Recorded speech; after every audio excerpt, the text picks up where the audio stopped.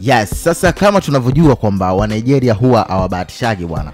Sasa msanii Kizz baada ya kutoka na ngoma ya Buga na kuweza kufanya vizuri katika all platforms mbalimbali hapa duniani, hasa katika ukanda wa East Africa na West Africa kule au Afrika kiujumla.